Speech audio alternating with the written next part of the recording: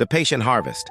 The soil of Paros was a warm, ochre red, smelling of dust and salt. It clung to Sophia's hands as she pressed it around the spindly, hopeful root ball. Beside her, Nikos held the small sapling upright, his brow furrowed in concentration. Not on the task, but on the bright, fierce look in her eyes. It was May 1935, and they had known each other for precisely 4 weeks. "When it bears fruit," Sophia announced, stepping back to admire their joint work. "That is the day, Nikos, not a day sooner." Nikos laughed, a loud, rich sound that made the few local fishermen mending nets down by the harbor look up. "An olive tree, Agapimou? It will be years, we could be ancient." "Then we will have earned it," she replied, wiping the dirt on her linen apron. "A marriage must be patient.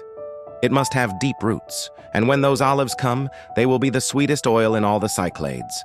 Nikos abandoned the sapling to the gentle sea breeze and swept her into a kiss that tasted of figs and sunshine.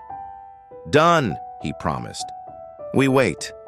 The fallow years, the olive tree, sheltered in the small, walled garden behind Sophia's family cottage, grew with a deliberate, slow dignity. For the first few years, Sophia would trace its smooth, gray bark, noting the inches it gained each spring. Nikos, a talented sculptor of marble, would often sketch the tree, its branches still bare of fruit, but already spreading wide like a gesture of generosity. The world outside their island idyll, however, was not patient. The talk of war began as a distant rumble, a low vibration in the newspapers that sometimes reached the village. Then it became a shout. By the time the tree was 6 years old, a handsome young thing, but still barren, Nikos, like every able-bodied young man, was called to serve. Their farewell beneath its branches was silent, weighted by the unfulfilled promise of fruit. "Come back when it is heavy," Sophia managed to whisper, her throat tight. Nikos only touched the bark, then kissed her, a brief, desperate goodbye that had to last an eternity. "I will come back to harvest our promise, Sophia." The years that followed were fallow years, marked by occupation and scarcity. Sophia became a woman forged in worry. She protected the tree like it was a fragile child. When food was scarce, she would never consider chopping it for firewood. When soldiers quartered near the cottage, she would sit beneath its growing canopy, a silent sentinel until they left. The tree seemed to understand the gravity of its mission. It focused its energy into its roots and branches, growing strong and resilient, but always refusing to flower. It was as if the tree itself held its breath, waiting for the only hand that could claim its bounty. The golden harvest was late autumn in 1951. The war had ended years ago, but the peace had been fragile, and the memories and the absences were permanent. Many had not returned. Sophia was in the garden, pulling weeds with the methodical, weary efficiency of a middle-aged woman. The olive tree was now massive. Its trunk was thick and gnarled, its leaves a dusty silver green that shimmered against the blinding blue sky. It had finally, gloriously borne fruit. The branches hung low, heavy with thousands of dark, glistening olives. It was a spectacular, almost overwhelming first harvest. The weight of the fruit seemed to reflect the weight of the years. She heard the gate creak.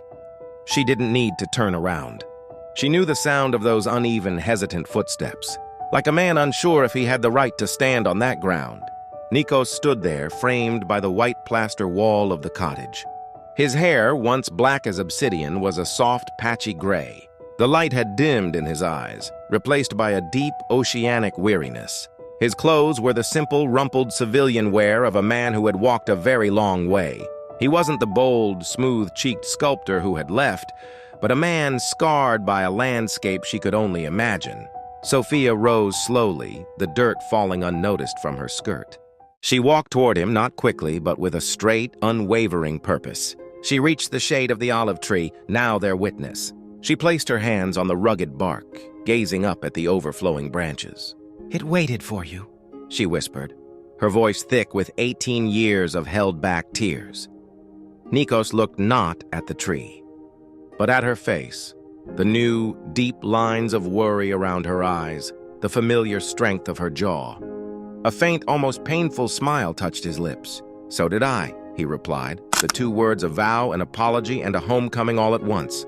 Beneath the branches, they were married that evening, not in the whitewashed chapel, but right where their commitment had begun. The ceremony was simple: the village priest, a handful of family, and the vast, silent sea. Sophia wore a simple cream dress, and Nikos stood tall, though the weariness never quite left his frame. As the sun sank, turning the Aegean Sea into a sheet of beaten gold, the tiny oil lamp they had hung from the olive tree's central branch cast a flickering light over them. The air was cool and smelled sweetly of salt and ripened olives. When the priest finished, Nikos took her hands. They were both older, both scarred, but their eyes held the same fierce light they had shared as teenagers. They didn't need to exchange rings. The silent, watchful olive tree, heavy with its patient harvest, was their true witness. They were wed beneath its sheltering branches, finally harvesting not just the fruit, but the long-promised years. Their first act as husband and wife was to gently pick 2 of the plumpest olives, a bitter, beautiful taste of a promise finally kept.